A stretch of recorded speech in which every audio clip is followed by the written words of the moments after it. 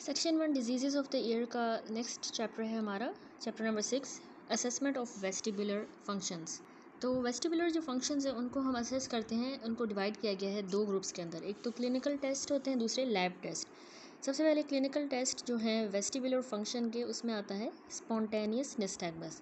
Nystagmus देखें एक important sign होता है in the evaluation of the vestibular system. ठीक है, उसकी इवेल्यूएशन में ये एक इम्पॉर्टेंट साइन है। ये होता क्या है? Nystagmus is an involuntary rhythmical oscillatory movement of the eyes. ठीक है, हॉरिजॉन्टल भी हो सकती हैं, वर्टिकल भी या रोटेटरी, लेकिन ये इनवॉलंटरी होती है, रिदमिकल होती है और ऑसिलेटरी मूवमेंट हमारी आइज़ की होती है। ठीक है, निस्टैग्मस। तो वेस्टिबुलर जो निस्टैग्मस है उसका एक स्लो और दूसरा फास्ट कंपोनेंट होता है। And bye convention the direction of nystagmus is indicated by the direction of first component, यानी जिस डायरेक्शन में अगर राइट साइड पे फास्ट कंपोनेंट है निस्टैग्मस का उन ऑसिलेशंस में, तो राइट साइड पे ही हम कहेंगे कि डायरेक्शन है निस्टैग्मस की, क्योंकि फास्ट कंपोनेंट ही उसको डिनोट करता है। तो इंटेंसिटी जो होती है निस्टैग्मस की वो इंडिकेट होती है बाय इट्स डिग्री। यहाँ पर देखें 6.1 में डिग्री ऑफ निस्टैग्मस है। एक तो फर्स्ट डिग्री का होता है, second degree and third degree. First degree का वीक निस्टैग्मस होता है और ये प्रेजेंट होगा जब पेशेंट जो है ना फास्ट कंपोनेंट वाले डायरेक्शन में देखेगा, तो उसका निस्टैग्मस जो है प्रेजेंट होगा, उसको हम कहते हैं फर्स्ट डिग्री। सेकंड डिग्री वाली जो है सिवियरिटी, ये उस फर्स्ट डिग्री से ज़्यादा स्ट्रॉन्गर है। ठीक है, फर्स्ट डिग्री वाले निस्टैग्मस से, और ये प्रेजेंट होगा जब patient look when the patient looks straight ahead, यानी इवन अगर सिर्फ पेशेंट सामने भी देखता है स्ट्रेट, तो निस्टैग्मस स्टार्ट हो जाएगा। थर्ड डिग्री का स्ट्रॉन्गर होता है बनस्पत सेकंड डिग्री के, और ये निस्टैग्मस प्रेजेंट होगा even when the patient looks in the direction of slow component. अब जब स्लो कंपोनेंट के डायरेक्शन में देखेगा, एक फास्ट होता है दूसरा स्लो, तो स्लो पे भी देखने पे अगर स्टार्ट हो जाए निस्टैग्मस, तो ये थर्ड डिग्री का निस्टैग्मस है और ये सबसे ज़्यादा सिवियर है। ठीक है, स्ट्रॉन्गेस्ट। अब ये जो सारी डिग्रीज हैं निस्टैग्मस की, ये अकॉर्डिंग टू अलेक्जेंडर्स लॉ है। ठीक है, तो ये ट्रू नहीं भी हो सकती in case of nystagmus of central origin. अगर सेंट्रल ओरिजिन का निस्टैग्मस है तो इसमें ये नहीं भी हो सकती true, because they are of Alexander's law. Then कह रहा है कि अब कैसे हम एलिसाइड करेंगे और इंटरप्रेट करेंगे स्पॉन्टेनियस निस्टैग्मस को। तो निस्टैग्मस को एलिसाइड करने के लिए पेशेंट को जो है हमें पहले बिठाना है एग्जामिनर के बिल्कुल सामने। ठीक है, या फिर उसको लेटा देना है ऑन द बेड। अब एग्जामिनर जो है ना अपनी फिंगर को तकरीबन 30 सेंटीमीटर अवे रखेगा पेशेंट की आई से इन द सेंट्रल पोजीशन, और फिर उसको जो है राइट एंड लेफ्ट मूव करेगा अपनी फिंगर को अप एंड डाउन, लेकिन वो 30 डिग्री से याद रखिएगा ज़्यादा मूव नहीं करवाएगा फ्रॉम द सेंट्रल पोजीशन, ताकि गेज निस्टैग्मस को अवॉइड किया जा सके। ठीक है, 30 डिग्री के अंदर ही करना है। अब स्पॉन्टेनियस निस्टैग्मस की जो प्रेजेंस है वो ऑलवेज इंडिकेट करती है कि कोई पेशेंट को ऑर्गेनिक लेजन है। ठीक है, ये इंडिकेट होता है। अब वेस्टिबुलर निस्टैग्मस को हम कहते हैं पेरिफेरल। ठीक है, पेरिफेरल तब कहेंगे जब लेजन हो लेब्रिंथ की या फिर एट्थ नर्व की लेजन की वजह से निस्टैग्मस हो, तो हम उसको पेरिफेरल कहेंगे। जबकि हम वेस्टिबुलर निस्टैग्मस को सेंट्रल कहेंगे जब लेजन सेंट्रल न्यूरल पाथवेज की हो, जैसे वेस्टिबुलर न्यूक्लियाई की या ब्रेन स्टेम की, सेरिबेलम की, तो वो सेंट्रल निस्टैग्मस होगा। फिर कुछ इरिटेटिव लेजन्स होती हैं लेब्रिंथ की, जैसे कि सीरस लेब्रिंथाइटिस, ये भी जो है निस्टैग्मस कॉज करवाता है on the side of the lesion. Paretic lesions जैसे कि पस वाली purulent labyrinthitis, trauma to the labyrinth, या एट नर्व की अगर सेक्शनिंग हो जाए, तो पैरेटिक जो लेजन्स होती हैं ये भी निस्टैग्मस करवाती हैं हेल्दी साइड पे। निस्टैग्मस जो है ना पेरिफेरल ओरिजिन का, ये सप्रेस किया जा सकता है by the optic fixation by looking at fixed point and enhanced in the darkness और using the Frenzel glasses plus 20 dioptre glasses, both of which abolish the optic fixation. यानी जो peripheral origin का जो nystagmus होता है ना, हम उसको फिक्स भी कर सकते हैं, यानी सप्रेस कर सकते हैं कि निस्टैग्मस ना हो। कैसे कि हम ऑप्टिक फिक्सेशन करवाते हैं, यानी किसी भी फिक्स्ड पॉइंट पे देखना होता है तो उससे सही हो जाएगा। लेकिन ऑप्टिक फिक्सेशन कौन सी कंडीशन है जिनमें ऑप्टिक फिक्सेशन एबॉलिश अगर हो जाए, ख़त्म हो जाती है, तो निस्टैग्मस स्टार्ट हो जाएगा। वो है डार्कनेस में, अगर बहुत ज़्यादा डार्कनेस है, या फिर फ्रेंजल ग्लासेस जो प्लस पॉजिटिव 20 डायोप्टर्स वाली ग्लासेस हैं, उनके यूज़ से निस्टैग्मस एलिसाइड होगा, बिकॉज उनकी ऑप्टिक फिक्सेशन जो है वो एबॉलिश हो जाती है इनकी वजह से। उसके बाद कह रहा है कि सेंट्रल ओरिजिन का जो निस्टैग्मस होता है उसको हम सप्रेस नहीं कर सकते bye the optic fixation. Purely torsional जो निस्टैग्मस होता है वो इंडिकेट करता है कि लेजन ब्रेन स्टेम में हुई है वेस्टिबुलर न्यूक्लियाई की, और ये जो है सिरिंजोमाइलिया कंडीशन में हमें मिलता है। ठीक है, प्योरली टॉर्जनल निस्टैग्मस होता है सिरिंजोमाइलिया में। इसके अलावा वर्टिकल जो डाउन बीट निस्टैग्मस है ये इंडिकेट करता है कि क्रेनियो सर्वाइकल रीजन पे कोई लेजन हुई है, जैसे कि आर्नोल्ड कैरी मैल्फॉर्मेशन हम पढ़ चुके हैं। ठीक है, या फिर कोई डीजेनरेटिव लेजन सेरिबेलम में मौजूद है, तो उसमें वर्टिकल डाउन बीट निस्टैग्मस होगा। ये सारी डिफरेंट टाइप्स हैं। इसी तरह वर्टिकल लेकिन अप बीट निस्टैग्मस जो है ये लेजन देखी गई है at the junction of pons and medulla या पोन्स एंड मिड ब्रेन के जंक्शन पे, ठीक है। इसके अलावा पेंडुलर निस्टैग्मस भी होता है। पेंडुलर निस्टैग्मस याद रखिएगा या तो कंजेनाइटल या एक्वायर्ड होगा। एक्वायर्ड जो है मल्टीपल स्क्लेरोसिस में हमें मिलता है पेंडुलर निस्टैग्मस। ये सारी याद करने वाली चीज़ें हैं, इनको अच्छी तरह से याद करना है। अब पेंडुलर निस्टैग्मस जो है वो डिसकॉन्जुगेट भी हो सकता है, दैट इज़ के वो वर्टिकल होगा एक आंख में, ठीक है, इस तरह वर्टिकल लाइक दिस, एक आंख में अगर वर्टिकल है, दूसरी आई में हॉरिजॉन्टल, तो उसको हम कह रहे हैं डिसकॉन्जुगेट। ये पेंडुलर निस्टैग्मस हो सकता है। 6.2 जो टेबल है इसमें डिफरेंसेस गिवन है निस्टैग्मस के of the peripheral and central. ये पेरिफेरल का है, सेंट्रल का। देखिए लेटेंसी की बात करें तो 22 से लेकर 20 सेकंड्स तक पेरिफेरल निस्टैग्मस होता है, जबकि सेंट्रल में कोई भी लेटेंसी नहीं होती, यानी उस पीरियड के बाद जो है दोबारा होगा। ड्यूरेशन कितनी देर तक रहता है पेरिफेरल निस्टैग्मस? 1 मिनट से भी कम टाइम, और सेंट्रल वाला मोर देन 1 मिनट रहेगा। डायरेक्शन क्या होती है पेरिफेरल निस्टैग्मस की? इसकी डायरेक्शन फिक्स्ड ही रहती है, जो अंडर मोस्ट ईयर है उस डायरेक्शन में होगा, जबकि सेंट्रल निस्टैग्मस याद रखिएगा डायरेक्शन चेंज करता रहता है। फटिगेबिलिटी भी पेरिफेरल में मौजूद होगी, सेंट्रल में नहीं होगी। अकम्पनिंग सिम्टम्स में साथ में बहुत सिवियर वर्टाइगो होगा पेरिफेरल निस्टैग्मस में, और सेंट्रल में कोई भी नहीं होगा, या स्लाइट सा वर्टाइगो होगा। अच्छा, तो ये सारे जो डिफरेंस है पेरिफेरल और सेंट्रल निस्टैग्मस का, ये पोजिशनल निस्टैग्मस के बारे में, ठीक है। इसके अलावा पोजिशनल निस्टैग्मस जो है ना वो हाल पाइक मैन्योवर के थ्रू एलिसाइट होता है, वो हम आगे डिटेल में देखेंगे। उसके बाद है नेक्स्ट फिस्ट्यूला टेस्ट। तो clinical test of the vestibular function में हमने स्पॉन्टेनियस निस्टैग्मस डिस्कस किया। दूसरा होता है फिस्ट्यूला टेस्ट। इस टेस्ट की जो बेसिस होती है वो है कि इंड्यूस करवाया जाए nystagmus by producing the pressure changes in the external canal which are then transmitted to the labyrinth. यानी एक्सटर्नल कनाल में हमने ऐसे प्रेशर चेंजेस एलिसाइट करवाए जो आगे लेब्रिंथ तक ट्रांसमिट हुए, ठीक है। तो लेब्रिंथ की स्टिमुलेशन जो है उसके नतीजे में निस्टैग्मस होगा और वर्टाइगो होगा, ये इसकी बेसिस है। अब कैसे एलिसाइट करवाना है, इंटरप्रेट करना है, जो टेस्ट है ये हम परफॉर्म करते हैं by applying intermittent pressure on the tragus, यानी जो एयर में ट्रैगस होता है ना बाहर वाला एरिया, उसको बार बार हमने प्रेस करना है थंब की मदद से, या फिर हम सिजल स्पेक्यूलम के थ्रू जो है प्रेशर अप्लाई करेंगे। तो नॉर्मली जो है टेस्ट नेगेटिव ही रहता है, क्योंकि प्रेशर चेंजेस हमारे एक्सटर्नल ऑडिटरी कनाल में ट्रांसमिट नहीं हो पाता लेब्रिंथ की तरफ। लेकिन ये पॉजिटिव होगा जब हमारा जो हॉरिजॉन्टल वाला सेमी सर्कुलर कनाल होता है वो इरोड हो जाए, जैसे कि कोलेस्ट्रोमा में होता है, या फिर एक सर्जिकली एक विंडो बन जाए हॉरिजॉन्टल कनाल में, उसको हम कहते हैं फेनेस्ट्रेशन ऑपरेशन। ये सर्जिकली जो है क्रिएट की जाती है एक विंडो हॉरिजॉन्टल कनाल के अंदर। या इसके अलावा अगर सुपीरियर कनाल की डेहिसेंस हो जाए, ठीक है, वो डिसलोकेट वगैरह हो जाता है, या हमारी जो ओवल विंडो है उसमें कोई एबनॉर्मल ओपनिंग बन जाती है, जो पोस्ट स्टेपिडेक्टोमी फिस्टूला बन जाता है, स्टेपीस के बाद जो रिमूव किया जाता है स्टेपीस को, पोस्ट स्टेपिडेक्टोमी फिस्टूला। या इवन अगर राउंड विंडो जो है उसके अंदर rupture of the round window membrane अगर हो जाए, तो इन सारे केसेस में हमारे पास ये टेस्ट पॉजिटिव आएगा, ठीक हो गया। वैसे नॉर्मली जो है नेगेटिव होता है, क्योंकि हमारे एक्सटर्नल ऑडिटरी कनाल में हम प्रेशर जो है ट्रांसमिट नहीं कर पाते लेब्रिंथ की तरफ, लेकिन अगर ऐसी कंडीशन है तो उनमें ये पॉजिटिव मिलेगा हमें। तो पॉजिटिव फिस्टूला ऑल्सो इम्प्लाई करता है कि लेब्रिंथ स्टिल अभी तक फंक्शनिंग है, लेकिन पॉजिटिव है तो ऐसा लगेगा, लेकिन ये एब्सेंट होगा जब लेब्रिंथ डेड हो जाए, ठीक है। अगर लेब्रिंथ डेड हो जाएगा तो हमें ये एब्सेंट मिलेगा टेस्ट। इसी तरह फॉल्स नेगेटिव फिस्टुला टेस्ट भी जो है देखा गया है surgically confirmed cases of labyrinthine fistula में। बेशक उनमें लेब्रिंथाइन फिस्टुला होता है, लेकिन फिर भी उनमें हमें फॉल्स नेगेटिव रिजल्ट भी मिले हैं। तो it is also seen when the cholesteatoma covers the site of fistula. Cholesteatoma ने साइट ऑफ फिस्टुला को आकर कवर किया, और वो प्रेशर चेंजेस को अलाउ नहीं कर पाता कि वो लेब्रिंथ की तरफ ट्रांसमिट हो, तो उनमें भी हमें फॉल्स नेगेटिव चेंजेस मिलते हैं। बेशक वहाँ पे फिस्टुला है, लेकिन उसको कोलेस्ट्रोमा ने कवर कर दिया है, तो आगे प्रेशर नहीं जा पा रहा लेब्रिंथ में, इसीलिए फॉल्स नेगेटिव रिजल्ट मिलता है। इसी तरह फॉल्स पॉजिटिव फिस्टुला टेस्ट भी होता है, दैट इज़ के पॉजिटिव फिस्टुला टेस्ट बिना किसी प्रेशर ऑफ फिस्टुला के, उसको हम कहेंगे फॉल्स पॉजिटिव। तो ये कंजेनाइटल साइफिलिस में आपने याद रखना है, हमें मिलता है कंजेनाइटल साइफिलिस वाली कंडीशन में फॉल्स पॉजिटिव होगा, और तकरीबन 25% केसेस जो मेनियर्स डिजीज़ के होते हैं उनमें भी फॉल्स पॉजिटिव फिस्टुला टेस्ट मिलेगा, उसको हम कहते हैं हेनेबर्ट साइन, ठीक है। मेनियर डिजीज़ में ये हेनेबर्ट साइन मिलेगा। कंजेनाइटल साइफिलिस में क्यों होता है असल में फॉल्स पॉजिटिव? क्योंकि जो स्टेपीस होती है हमारी बोन, वो बहुत हाइपर मोबाइल हो जाती है on the inflammatory fibrous band between the stapes foot plate and the saccule या आर्टिकल। इन दोनों के दरमियान जो इन्फ्लामेटरी फाइब्रस बैंड है उसके ऊपर बहुत ज़्यादा ये स्टेपीज हाइपर मोबाइल हो जाएगी, तो इसीलिए हमें इसमें फॉल्स पॉजिटिव फिस्टुला टेस्ट मिलेगा।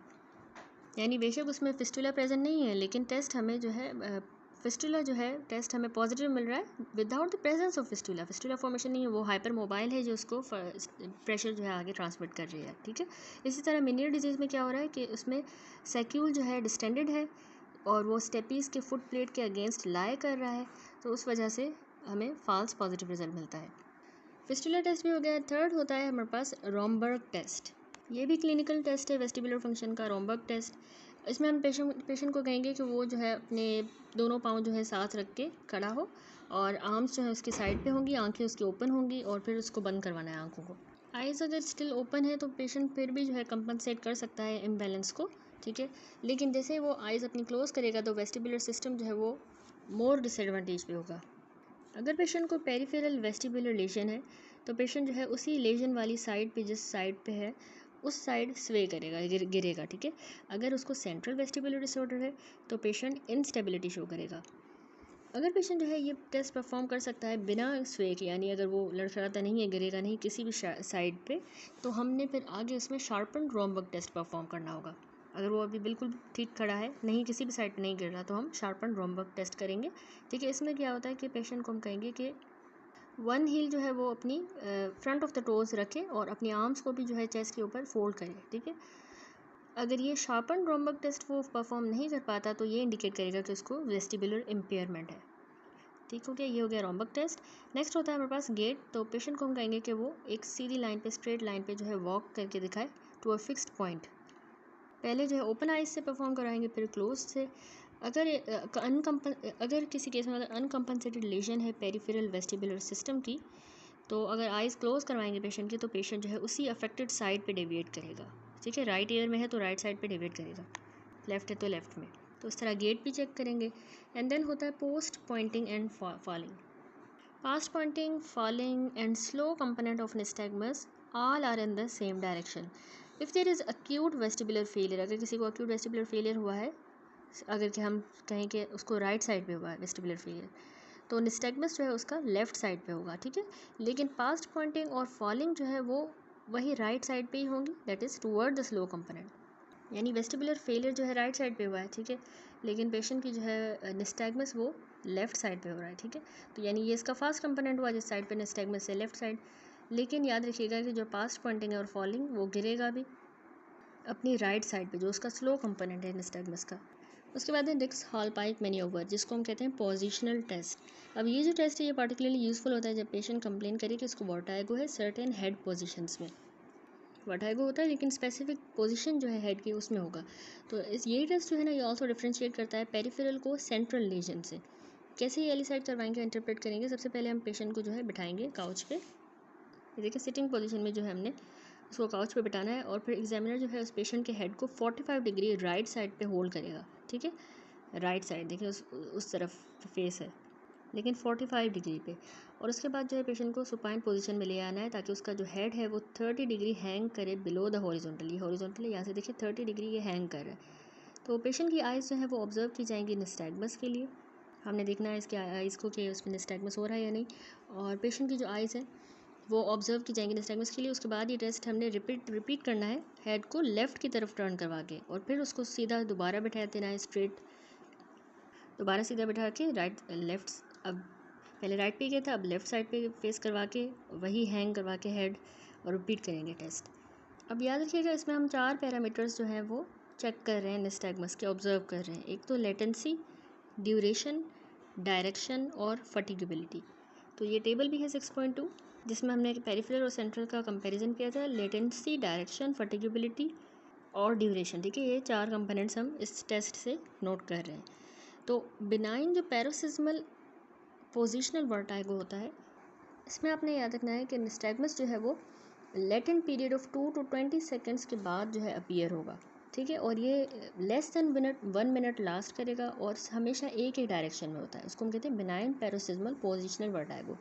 दैट इज़ के जो अंडर मोस्ट ईयर होगा, जो सबसे ज़्यादा नीचे है, उस तरफ जो है वो निस्टैग्मस होगा। अब हमने कहा था कि हम इसमें रिपीट करते हैं टेस्ट को। जब हम रिपीट करेंगे ना टेस्ट, तो निस्टैग्मस स्टिल एलिसाइड हो सकेगा, लेकिन याद रखिएगा वो शॉर्ट पीरियड तक लास्ट करेगा।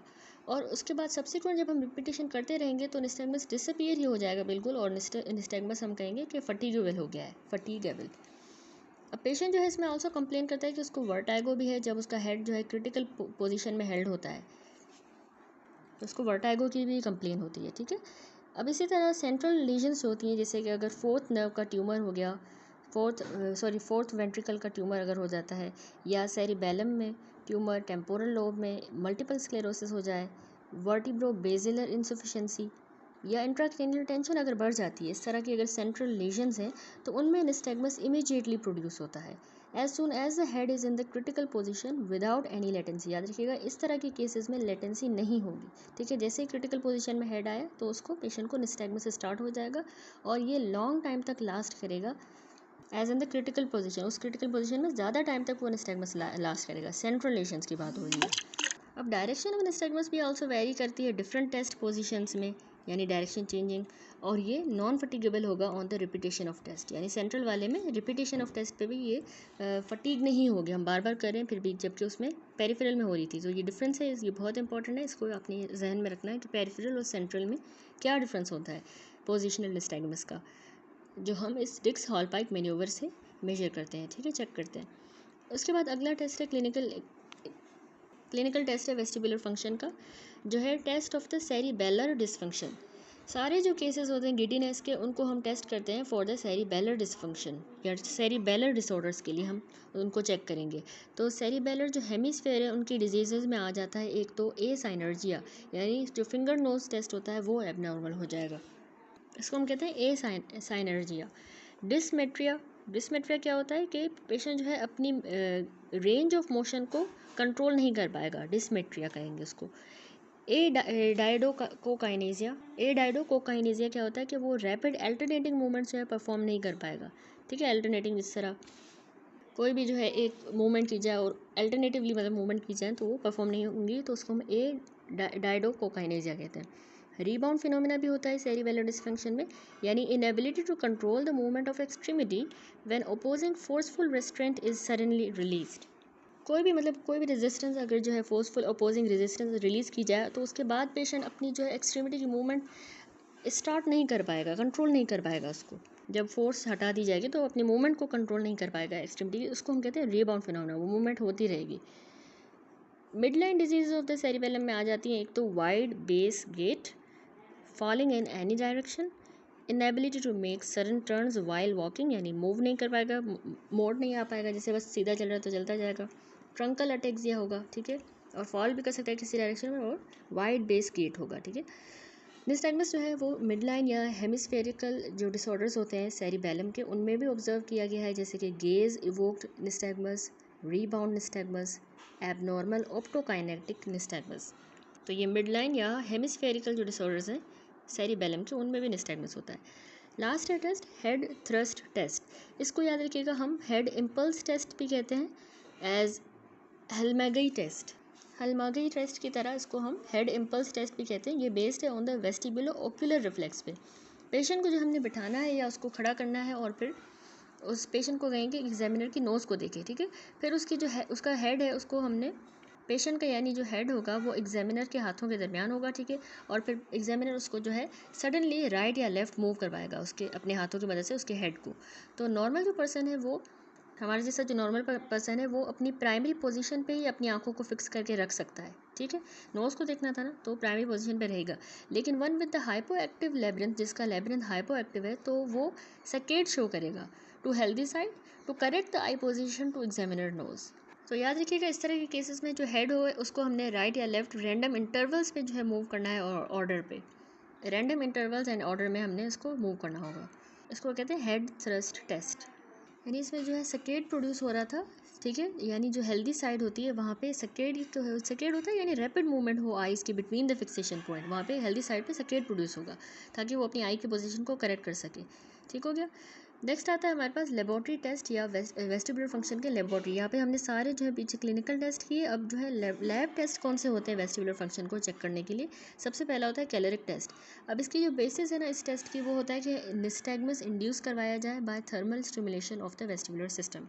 देखिए हम वेस्टिबुलर सिस्टम की यहाँ पे थर्मल जो है स्टिमुलेशन कर रहे हैं हीट के थ्रू। अब इस टेस्ट का फ़ायदा ये होता है कि हर एक जो लेबरिंथ है उसको हम सेपरेटली टेस्ट कर सकते हैं। पेशेंट को भी हम पूछ सकते हैं कि वेदर उसका वर्टाइगो जो है कैलोरिक टेस्ट से इंड्यूस हुआ है वो क्वालिटेटिवली सिमिलर है to the type experienced by him during the episode of vertigo. यानी जब उसको वर्टाइगो का जब भी एपिसोड आता है तो उसमें जो उसका स्टिमुलेट होता है यानी वर्टाइगो जो इंड्यूस होता है वो वैसा ही है जिस तरह यहाँ पे हम जो टेस्ट कर रहे हैं थर्मल टेस्ट उसी तरह की टाइप है। अगर येस तो ये प्रूव करता है कि लेब्रिंथाइन ओरिजिन का ही वर्टाइगो है पेशेंट को, ठीक है, क्योंकि हम यहाँ पे थर्मल स्टिमुलेशन कर रहे हैं वेस्टिबुलर सिस्टम की। तो कैलोरिक टेस्ट में सबसे पहला होता है हमारे पास मॉडिफाइड कोब्रैक टेस्ट। ये जो है एक क्विक ऑफिस प्रोसीजर होता है, ठीक है। इसमें पेशेंट को हमने पहले बिठाना है, उसका जो हेड है वो 60 डिग्री याद रखिएगा बैकवर्ड हमने टिल्ट करवाना है ताकि उसका जो हॉरिजॉन्टल सेमीसर्कुलर कनाल होता है ना हॉरिजॉन्टल वाला वो एक वर्टिकल पोजीशन में आ जाए, ठीक है। जब उसका हेड 60 डिग्री बैकवर्ड टिल्ट होगा तो हॉरिजॉन्टल वाला कनाल वर्टिकल पोजीशन में आ जाएगा। अब जो है हमने उसके ईयर को जो है इरीगेट करना है आइस वाटर के साथ, ठीक है, बहुत ही ठंडे पानी के साथ 60 सेकेंड्स के लिए इरीगेट करेंगे। फर्स्ट विद दी 5 ml, पहले जो है 5 ml के साथ करेंगे। अगर जो है रिस्पॉन्स नहीं आ रहा, उसका प्रोड्यूस नहीं हो रहा है, देयर इज़ नो रिस्पॉन्स, तो 10, 20 या 40 ml हम यूज़ कर सकते हैं। तो नॉर्मली याद रखिएगा निस्टैग्मस जो है बीट करेगा toward the opposite year will be seen with 5 ml of ice water. यानी जब हमने 5 ml दिया ना उसी से हमें ऑपोजिट एयर की तरफ जो है निस्टैग्मस नज़र आएगा। अगर रिस्पॉन्स जो है वो इंक्रीज क्वांटिटी ऑफ वाटर के साथ देखा गया, यानी जब हमने 5 से लेके और 5 और 40 ml जितना पानी दिया इसके दरमियान जितना, तब अगर हमें रिस्पॉन्स मिल रहा है तो लेबरिंथ जो है उसको हम कंसीडर करते हैं कि लेबरिंथ इस पेशेंट का हाइपो एक्टिव है। इतना ज़्यादा जो है देने पे mls देने पे फिर स्टिमुलेट हुआ है तो हाइपो एक्टिव लेबरिंथ है। अगर बिल्कुल भी रिस्पॉन्स नहीं प्रोड्यूस होता 40 ml ऑफ वाटर से तो ये इंडिकेट करता है कि इस पेशेंट का डेड लेबरिंथ है। इसको हम कहते हैं मॉडिफाइड कोब्राक टेस्ट। उसके बाद है नेक्स्ट नंबर 2 फिट्स गिरार्ड हॉलपाइक टेस्ट, जिसको हम बाय थर्मल कैलोरिक टेस्ट भी कहते हैं, ठीक है। तो अब ये जो टेस्ट है इसमें पेशेंट को हमने पहले लिटाना है सुपाइन पोजीशन में और उसका हेड जो है याद रखिएगा यहाँ पे हमने 30 डिग्री जितना टिल्ट किया है फॉरवर्ड डायरेक्शन में। तो अब जो है इसके इसमें हॉरिजॉन्टल कनाल भी वर्टिकल आ जाएगा। यहाँ पे देखिए फिगर भी बनी हुई है, इसमें हॉरिजॉन्टल सेमी सर्कुलर जो कनाल है ये वर्टिकल पोजीशन में आ गया है। पेशेंट जो है ये सुपाइन पोजीशन में, उसका हेड जो है वो रेज किया गया है 30 डिग्री जितना, ठीक है, और हॉरिजॉन्टल कनाल जो है वर्टिकल पोजीशन में आ गया है। बी फिगर में यहाँ पे पोजीशन दिखाई गई है कनाल की और direction of flow of endolymph जो है इस डायरेक्शन में हो रहा है, ये भी हम देखेंगे डिटेल में, ठीक है। अब हमने सुपाइन पोजीशन में 30 डिग्री एलिवेटेड पेशेंट को जो है लिटाया है। उसके बाद क्या करेंगे, एयर्स को हमने इरीगेट करना है 40 सेकंड्स के लिए अल्टरनेटली हम जो है वाटर के साथ, जो वाटर 30 डिग्री सेल्सियस जितना होगा और 30 degree Celsius and 44 degree Celsius जितना होगा, यानी हमारा जो नॉर्मल बॉडी टेम्परेचर है उससे ये 7 डिग्री बिलो है वाटर, ठीक है। इतने टेम्परेचर वाले वाटर से हम 40 सेकंड्स तक ईयर को इरीगेट करेंगे और पेशेंट की आइज़ को फिर हमने ऑब्जर्व करना है कि उनमें निस्टैग्मस अपीयर हो रहा है टिल इट्स एंड पॉइंट। अब टाइम जो स्टार्ट ऑफ इरीगेशन से लेके एंड पॉइंट ऑफ निस्टैग्मस जो रिकॉर्ड हुआ है, इतना जो टाइम लगा है उसको हमने चार्ट करना है कैलोरीग्राम के ऊपर। यहाँ पर ये फिगर में कैलोरीग्राम दिखाया गया है, ये नॉर्मल है। यहाँ पे जो है बी फिगर में लेफ़्ट कैनाल पैरेसिस और ये सी फिगर में लेफ़्ट डायरेक्शनल प्रीपोंड्रेंस वाला कैलोरीग्राम शोन है। अच्छा, अब उसके बाद याद रखिएगा अगर कोई भी निस्टैग्मस एलिसाइड नहीं हो रहा किसी भी ईयर में तो फिर हमने टेस्ट जो है इसको रिपीट करना है 20 डिग्री सेल्सियस वाले वाटर के साथ। अब टेम्परेचर जो है 20 डिग्री सेल्सियस वाला आप वाटर यूज़ करेंगे और 4 minute before the labelling the labyrinth dead, 4 minute तक यानी हम ये 20 डिग्री वाले वाटर के साथ ये टेस्ट रिपीट करेंगे। अभी हम ये नहीं कह सकते कि लेब्रिंथ डेड है जब तक ये टेस्ट हम नहीं कर लेते, ठीक है। अब तकरीबन 5 मिनट का जो गैप है ये हमने must should be allowed between the 2 years, ठीक है। दोनों ईयर्स के दरमियान 5 मिनट का गैप होना चाहिए, एक ईयर को जब एग्जामिन किया फिर दूसरे को 5 मिनट गैप हो। कोल्ड वाटर जो होता है ये इंड्यूस करवाता है निस्टैग्मस ऑपोजिट साइड की तरफ, ये आपने रट लेना है, और वार्म वाटर जो है वो सेम साइड की तरफ जो है निस्टैग्मस को एलिसाइड करवाएगा, यानी जिस एयर में हमने दिया वार्म वाटर उसी साइड पे निस्टैग्मस होगा। अब निमोनिक है, इसको याद करने का, काउस यानी कि कोल्ड ऑपोजिट में होगा, सी ओ कोल्ड ऑपोजिट, वार्म जो है सेम काउस COWS, ठीक है, सेम साइड पे। अब डिपेंड करता है response of the caloric test पे, हम फाइंड कर सकते हैं कैनाल पैरेसिस को भी, ठीक है। जो इससे रिस्पॉन्स प्रोड्यूस होगा तो उससे हमें कैनाल पैरेसिस का पता चल सकता है, डेड लेब्रिंथ का पता चल सकता है, डायरेक्शनल प्रीपोंडरेंस दैट इज़ के निस्टैग्मस ज़्यादा है एक पार्टिकुलर डायरेक्शन में या फिर किसी और में, या फिर दोनों कैनाल पैरेसिस और डायरेक्शनल प्रीपोंडरेंस दोनों हमें पता चल सकती हैं, ठीक है। तो सबसे पहले कनाल पैरेसिस, ये इंडिकेट करती है कि response measured as duration of nystagmus elicited from a particular canal labyrinth, right या left, after the stimulation with cold and warm water is less than that from the opposite side. यानी ये response कम होगा, less होगा बनस्बत opposite side के, तो उसको हम कहते हैं कनाल पैरेसिस हुई है, ठीक है, स्टिमुलेशन की वजह से जो रिस्पॉन्स हुआ है वो कम प्रोड्यूस हुआ है, इट मीन्स कनाल पैरेसिस। तो ये एक्सप्रेस भी किया जा सकता है as a percentage of total response from both ears. ये देखिए रिस्पॉन्स है फ्रॉम द लेफ्ट ईयर और ये response from the right year. इसमें ये जो L30 गिवन है ये एक्चुअली रिस्पॉन्स होता है लेफ़्ट साइड का जो हमने 30 डिग्री वाटर के साथ किया। L44 है जो रिस्पॉन्स लेफ्ट ईयर का after stimulation with warm water जो 44 डिग्री का था, ठीक है।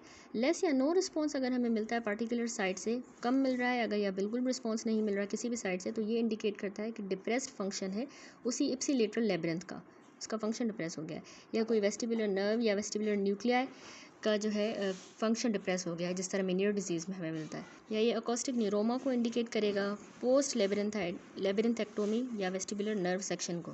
कनाल पैरेसिस हो गया। दूसरा हमने कहा डायरेक्शनल प्रीपोंडरेंस। अब ये कंसिडरेशन में हम लाते हैं यानी ये जो डायरेक्शनल प्रीपोंडरेंस है ना, ये it takes into the consideration the duration of nystagmus to the right or left irrespective of whether it is elicited from right or left labyrinth। उस पर डिपेंड नहीं करता कि हमने एलिसाइड कहाँ से करवाया है, राइट या लेफ्ट labyrinth से। हमें पता है कि राइट साइड पे जो बीटिंग निस्टैगमस होता है, राइट बीटिंग निस्टैगमस, वो कॉज होता है जब हम लेफ्ट ईयर में 30 डिग्री जितना वाटर दें और राइट ईयर में 44 डिग्री जितना। हमने कहा था कि वार्म वाटर जो होता है वो सेम साइड पे एलिसाइड करवाएगा, तो राइट है तो राइट हमने 44 वाटर दिया, उससे एलिसाइड होता है। और लेफ़्ट बीटिंग निस्टैगमस जो है क्यों कॉज होता है, जब राइट ईयर में हमने 30 डिग्री दिया हो जबकि लेफ़्ट में 44, लेफ़्ट में 44 है, 44 इज़ वार्म, तो लेफ़्ट में बीटिंग निस्टैगमस होगा। देखिए यहाँ पे इसकी भी है calculation, right beating nystagmus, left beating nystagmus. अगर निस्टैगमस जो है वो 25% to 30% या उससे ज़्यादा है एक साइड पे, on one side then the other, तो उसको हम कहते हैं डायरेक्शनल प्रीपोंडरेंस, यानी दूसरी की निस्बत वो एक साइड पे अगर ज़्यादा है तो हम कहते हैं इसकी प्रीपोंडरेंस है उस साइड पे, डायरेक्शनल प्रीपोंडरेंस है। तो ये बिलीव हुआ है कि डायरेक्शनल प्रीपोंडरेंस जो है ना ये toward the side of central lesion होगा, away from side in the peripheral lesion, यानी एक पेरिफेरल लेजन है उससे दूर जो सेंट्रल साइड है वहाँ पे डायरेक्शनल प्रीपोंडरेंस होती है। लेकिन however it does not help to localize the lesion in the central vestibular pathways. उनमें हम लोकलाइज नहीं कर पाते किस साइड पे है लेजन, बस एक आइडिया है कि ये सेंट्रल की तरफ है, पेरिफेरल से अवे होता है। कनाल पैरेसिस और ये डायरेक्शनल प्रीपोंडरेंस जो है हमें साथ भी मिल सकती हैं, ठीक है। कनाल पैरेसिस जो है एक साइड पे और उसके साथ साथ डायरेक्शनल प्रीपोंडरेंस दूसरी साइड पे, ऑपोजिट साइड पे देखा गया है यूनिलेटरल मेनियर डिजीज़ के अंदर, याद रखिएगा, ठीक है, यूनिलेटरल मेनियर डिजीज़ में एक साइड पे डायरेक्शनल प्रीपोंडरेंस हो रही है, दूसरी पे कनाल पैरेसिस हो रही है। जबकि आपने याद रखना है कि अकोस्टिक न्यूरोमा के केस में क्या होता है कि डायरेक्शनल प्रीपोंडरेंस और कनाल पैरेसिस दोनों ही इप्सिलेटरल साइड पे होंगी, ठीक हो गया। तो ये भी CQ आ सकता है। थर्ड टेस्ट होता है हमारे पास कोल्ड एयर कैलोरिक टेस्ट, ठीक है। ये कैलोरिक टेस्ट की थर्ड टाइप है। अब ये टेस्ट जो है कंडक्ट किया जाता है जब परफोरेशन हो जाती अगर टिम्पैनिक मेम्ब्रेन की, तो हम ये टेस्ट परफॉर्म करेंगे, ठीक है। Because irrigation of water in such a case with the perforation is contraindicated, क्योंकि पहले परफोरेशन हुई भी है और हम वाटर के साथ इरिगेशन करेंगे तो ये सही नहीं है, कॉन्ट्राइंडिकेटेड होता है, तो हम एयर के साथ करते हैं, कोल्ड एयर। इस टेस्ट में क्या होता है कि डंडास ग्रैंड ट्यूब जो है वो यूज़ की जाती है। डंडास ग्रैंड ट्यूब होती क्या, एक कॉइल्ड कॉपर की ट्यूब होती है जो कपड़े के अराउंड रैप हुई होती है, ठीक है। अगर फिगर दिखाऊं मैं आपको, ये फिगर देखें, ये डंडास ग्रैंड ट्यूब दिखाई गई है। और इसमें क्या होता है कि एयर जो है ना वो ट्यूब के अंदर वो कूल की जाती है बाय पोरिंग इथाइल क्लोराइड, ठीक है, उसको ठंडा किया जाता है इथाइल क्लोराइड डाल के, और फिर जो है उसको हम एयर के अंदर ब्लोन करेंगे। ये जो है सिर्फ रफ क्वालिटेटिव टेस्ट होता है, ठीक है, याद रखिएगा। लैब टेस्ट में यहाँ पे ये कैलोरिक टेस्ट कंप्लीट हुआ। दूसरा होता है हमारे पास वेस्टिबुलर फंक्शन के लैब टेस्ट में इलेक्ट्रोनिस्टेग्मोग्राफी। ये एक मेथड होता है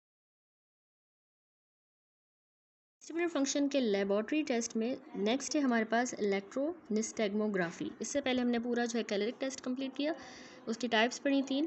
अब इलेक्ट्रोनिस्टेग्मोग्राफी एक मेथड होता है जिसमें हम रिकॉर्ड भी करते हैं और डिटेक्ट भी करते हैं निस्टैगमस को, जो कि स्पॉन्टेनियस हो या फिर वो इंड्यूस हुआ हो कैलोरिक, पोजिशनल या रोटेशनल या ऑप्टोकाइनेटिक स्टिमुलस की वजह से इंड्यूस हुआ हो निस्टैगमस, या फिर वो स्पॉन्टेनियस भी हो सकता है। अब ये जो टेस्ट है आपने याद रखना है कि डिपेंड करता है presence of corneo retinal potential which are recorded by placing the electrodes at the suitable places around the eyes, यानी आंखों के अराउंड सूटेबल प्लेसेस पे हमने इसमें इलेक्ट्रोड्स रखने होते हैं और फिर कॉर्नियो रेटिनल पोटेंशियल्स की प्रेजेंस जो है उस पर ये टेस्ट डिपेंड करता है। तो ये टेस्ट जो है निस्टैग्मस को डिटेक्ट करने में बहुत ही यूज़फुल है ऑल्सो, ठीक है। उस निस्टैग्मस को जो हमें नेकेड आई से नज़र ना आ रहा हो लेकिन पेशेंट को निस्टैग्मस हो तो उसके लिए भी ये इलेक्ट्रोनिस्टैग्मोग्राफी बहुत ही हेल्पफुल होता है, ठीक है। और ये आल्सो परमिट करता है to keep a permanent record of the nystagmus. Then उसके बाद ये थर्ड हमारे पास ऑप्टोकाइनेटिक टेस्ट। इसमें क्या होता है, पेशेंट को हम कहेंगे कि वो सीरीज़ ऑफ वर्टिकल स्ट्राइप्स जो होती हैं ड्रम के ऊपर जो मूव कर रही हैं first from right to left and then from left to right, उन स्ट्राइप्स को गौर से जो है उनको फॉलो करे, ठीक है। तो नॉर्मली ये प्रोड्यूस करेगा निस्टैग्मस, जिसमें उसका जो स्लो कंपोनेंट होगा निस्टैग्मस का वो उन्हीं मूविंग स्ट्राइप्स की डायरेक्शन में होगा, जबकि फास्ट कंपोनेंट याद रखिएगा ऑपोजिट डायरेक्शन में होगा, ठीक हो गया। तो ऑप्टोकाइनेटिक एब्नॉर्मलिटीज़ जो है एक तो ब्रेन स्टेम में और सेरिब्रल हेमिस्फीयर की जो लेशंस हो जाती हैं उनमें हमें इस तरह की ऑप्टोकाइनेटिक एब्नॉर्मलिटीज़ मिलती हैं। तो बस ये टेस्ट जो है ये यूज़फुल रहता है कि हम सेंट्रल लेशंस को डायग्नोज करें। आपने याद रखना है ऑप्टोकाइनेटिक टेस्ट से सेंट्रल लेशंस डायग्नोज हो सकती हैं। ये फिगर देखिए, ऑप्टोकाइनेटिक टेस्ट में इस तरह का ये ड्रम होता है जिस पे स्ट्राइप्स होती है, लाइंस होती है, उनको देखना होता है और फिर निस्टैग्मस होगा जिसको हम ऑब्जर्व करेंगे, ठीक है। उसका फास्ट कंपोनेंट स्लो कंपोनेंट हमें मिलता है। और याद रखिएगा ये सेंट्रल लेशंस होती हैं उनको डायग्नोज करने के लिए ऑप्टोकाइनेटिक टेस्ट बेस्ट रहता है। उसके बाद एक जो है रोटेशन टेस्ट होता है। इसमें क्या होता है कि पेशेंट को हमने बिठाना होता है एक बैरोनेज रिवॉल्विंग चेयर के ऊपर। ये फिगर देखिए यहाँ पे दिखाई गई है, बैरोनेज रिवॉल्विंग चेयर होती है जो रिवॉल्व करती है, ठीक है। और उसके ऊपर भी बिठाएंगे और पेशेंट का जो हेड है उसको याद रखिएगा 30 डिग्री फॉरवर्ड जो है हमने टिल्ट करवाना होता है, ठीक है। और उसके बाद पेशेंट को हम रोटेट करेंगे 10 टर्न्स, 10 बार उसको घुमाना है 20 सेकेंड्स के अंदर। फिर हम जो है चेयर को अचानक से जो है रोकेंगे जल्दी से और फिर निस्टैग्मस को ऑब्जर्व करेंगे, आंखों में निस्टैग्मस देखेंगे। तो नॉर्मली जो है निस्टैग्मस 25 से 40 सेकंड तक रहेगा, ठीक है, नॉर्मली निस्टैग्मस होता है। अब ये जो टेस्ट है ना ये यूज़फुल रहता है, जैसा कि ये हम परफॉर्म कर सकते हैं कंजेनाइटल एब्नॉर्मलिटीज़ में जहाँ पे एयर कनाल जो है वो फेल कर जाता है to develop and it is not possible to perform the caloric test. उसमें एयर कनाल ही नहीं बनता तो उसमें फिर कैलोरिक टेस्ट भी हम परफॉर्म नहीं कर पाते, उसमें हम ये रोटेशन टेस्ट कर सकते हैं, ठीक है, कैलोरिक वाला नहीं कर सकते। लेकिन इस टेस्ट का डिसएडवांटेज ये है कि दोनों लेबरिंथ जो है ये सिमल्टेनियसली इसमें स्टिमुलेट होते हैं रोटेशन प्रोसेस के दौरान और इनको हम इंडिविजुअली टेस्ट नहीं कर सकते, ठीक है। तो ये टेस्ट जो है अब ज़्यादा सोफिस्टिकेट किया गया है बाय द टॉर्जन स्विंग्स, ठीक है, उनकी मदद से या निस्टैग्मोग्राफी की मदद से या कंप्यूटर एनालिसिस ऑफ रिजल्ट्स के थ्रू इसको ज़्यादा सोफिस्टिकेट कर दिया गया है। नेक्स्ट होता है हमारे पास गैल्वेनिक टेस्ट।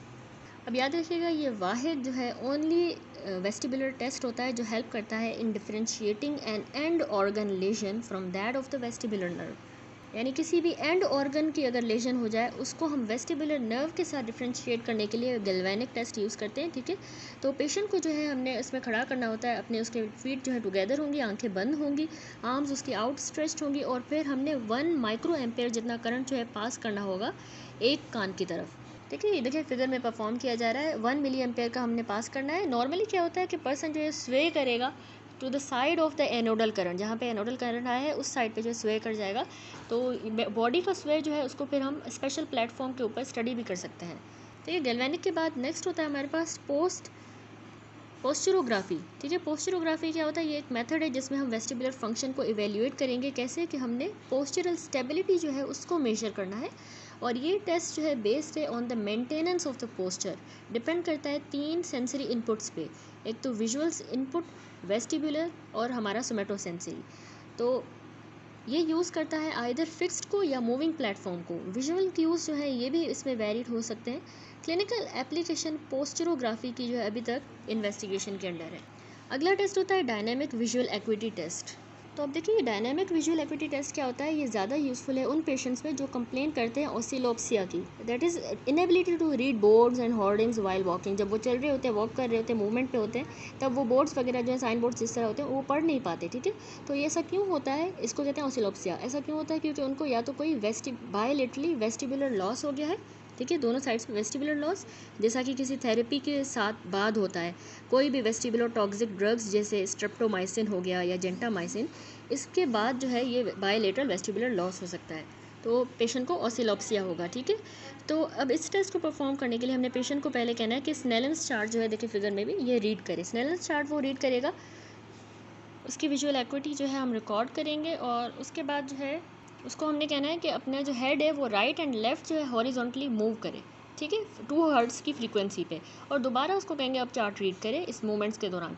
तो अब जो पेशेंट है, पर्सन जो है जिसका अगर नॉर्मल वेस्टिबुलर फंक्शन है तो उसको डिक्लाइन आ जाएगा 1 लाइन का, लेकिन 1 यानी एक लाइन, जिसमें डिफरेंट लाइंस होती है ना, एक लाइन उसका डिक्लाइन आ जाएगा नॉर्मल पर्सन को। लेकिन वो जिसको ऑसिलोप्सिया है तो उसको तकरीबन 5 लाइन्स जितना डिक्लाइन आ सकता है, याद रखिएगा। ठीक है, अब इस प्रोसीजर के दौरान पेशेंट को अपने करेक्टिव ग्लासेस या कॉन्टैक्ट लेंसेज अगर वो यूज़ करता है तो वो पहन के ही परफॉर्म करना होगा। ये एक बेड साइड टेस्ट है और ये हेल्प करता है कि हम इससे अर्ली जो टॉक्सिसिटीज़ होती हैं वेस्टिबुलर ऑर्गन्स के, उनको डिटेक्ट कर सकते हैं। वेस्टिबुलर थ्रस्ट और ये जो टेस्ट है इनको हम डेली पेशेंट्स पे परफॉर्म कर सकते हैं जो अमाइनोग्लाइकोसाइड एंटीबायोटिक्स रिसीव कर रहे हैं। उन पेशेंट्स में हम ये डायनामिक विजुअल एक्विटी टेस्ट और दूसरा वेस्टिबुलर थ्रस्ट जो हमने ऊपर पढ़ा, ये 2 टेस्ट कर सकते हैं। ठीक हो गया। उसके बाद आता है हमारे पास vestibular evoked myogenic potential VEMP, VEMP. अब वैम्प वाला ये जो टेस्ट है ये हम करते हैं ताकि हम स्टडी करें फंक्शन ऑटोलिथ ऑर्गन्स का। हमारे जो ऑटोलिथ ऑर्गन्स हैं हम पढ़ चुके हैं, सैक्यूल और आर्टिकल, इनके फंक्शन को स्टडी करने के लिए हम वेस्टिबुलर इवोक्ड मायोजेनिक पोटेंशियल वाला टेस्ट करेंगे। नॉर्मली इन ऑर्गन्स का फंक्शन लीनियर एक्सेलरेशन है, हमने पढ़ा हुआ है। तो ये स्टिमुलेट हो सकते हैं लाउड साउंड के साथ, अगर एयर में या बोन कंडक्शन के थ्रू लाउड साउंड हो तो उससे स्टिमुलेट होंगे। मायोजेनिक पोटेंशियल पिक्ड अप होते हैं either of the sternocleidomastoid cervical muscle या ओक्यूलर मसल, जैसे इन्फीरियर ओब्लिक या सुपीरियर रेक्टस हमारा है, ये पिक करेंगे मायोजेनिक पोटेंशियल्स को। ठीक है, और इनको रिस्पेक्टिवली हम कहते हैं, अगर सर्वाइकल ने किया तो हम कहेंगे cervical vestibular evoked myogenic potential CVEMP, अगर ओक्यूलर हमारे मसल ने किया है तो ओक्यूलर VEMP कहेंगे। तो सिंस सैक्यूल जो है वो उसको सप्लाई करती है, हमारी इन्फीरियर जो डिवीज़न है वेस्टिबुलर नर्व की, वो सैक्यूल को सप्लाई करती है, और आर्टिकल को याद रखिएगा सुपीरियर डिवीज़न करती है। तो इस वैम्प का यानी वेस्टिबुलर इवोक्ड मायोजेनिक पोटेंशियल की जो स्टडी है न्यूरोमा में, ये हमें हेल्प करती है कि हम फाइंड करें उसका ओरिजिन फ्रॉम द सुपीरियर या इन्फीरियर डिवीजन, यानी कौन सी डिवीजन से, सुपीरियर वाली या इन्फीरियर से न्यूरोमा का ओरिजिन हुआ है, वो हम इस टेस्ट के थ्रू फाइंड कर सकते हैं। रिफ्लेक्स आर्क जो है इसमें हमें याद होनी चाहिए किस तरह पास होगा। इसमें क्या होगा कि सैक्यूल से जो है पास होगा इन्फीरियर वेस्टिबुलर नर्व तक, फिर वेस्टिबुलर न्यूक्लियाई, फिर जो है इप्सिलेटरल उसी साइड का ही vestibular spinal tract, then spinal accessory हमारी नर्व, और फिर स्टर्नोक्लेडोमेस्टोइड। अब आर्टिकल से जब हम करेंगे तो आर्टिकल से सुपीरियर वेस्टिबुलर नर्व, वो इन्फीरियर था, ये सुपीरियर वेस्टिबुलर नर्व, फिर वेस्टिबुलर न्यूक्लियाई, फिर मीडियल लॉन्गिट्यूडनल फेसिकुलस, देन ओक्यूलोमोटर जो हमारी थर्ड क्रेनियल नर्व होती है, और उसके बाद inferior oblique and superior rectus eyes में चला गया। ठीक है, वो स्टर्नोक्लेडोमेस्टोइड CVEMP, और ये OVEMP ocular VEMP। Air conducted sounds जो है वो प्राइमरीली जाके हमारे सैक्यूल को एक्टिवेट करेंगे, याद रखिएगा, जबकि बोन कंडक्टेड साउंड जो है दोनों को एक्टिवेट करती हैं, सैक्यूल को भी और आर्टिकल को भी। वैम्प जो है इसकी स्टडी अभी तक क्लिनिकली यूज़ की जाती है और इक्विपमेंट जो है ये भी अवेलेबल है, लेकिन इसमें फर्दर रिसर्च की ज़रूरत है। वैम्प जो है आजकल जो है यूज़ किया जाता है ताकि हम अकॉस्टिक न्यूरॉन्स जो है उनके ओरिजिन को फाइंड आउट कर सकें, यानी कि वो न्यूरोमा सुपीरियर का है या इन्फीरियर वेस्टिबुलर नर्व का। मेनियर डिजीज़ को फाइंड आउट करने के लिए किया जाता है। सुपीरियर कनाल की अगर डेहिसेंस हो गई है या वेस्टिबुलर न्यूराइटिस हुआ है, अगर लेजन्स को जो है पोस्टीरियर क्रेनियल फोसा में लोकलाइज करने के लिए भी हम यूज़ करते हैं, दैट इज़ के अपर या लोअर ब्रेन स्टेम से हैं। इसी तरह जो वेस्टिबुलर ओक्यूलर रिफ्लेक्स होता है वो हमारे मीडिएट होता है अपर ब्रेन स्टेम में। ठीक है, वेस्टिबुलर ओक्यूलर रिफ्लेक्स, जबकि हमारा वेस्टिबुलर स्पाइनल आर्क जो है ये लोअर ब्रेन स्टेम में होती है। वैम्प स्टडीज़ जो है अभी तक इन्वेस्टिगेटिव स्टेट में हैं। ठीक हो गया, यहाँ भी ये चैप्टर हमारा अल्हम्दुलिल्लाह कंप्लीट हुआ, chapter number 6 assessment of the vestibular functions. Next video से इंशाल्लाह हम स्टार्ट करेंगे chapter 7 disorders of the vestibular system.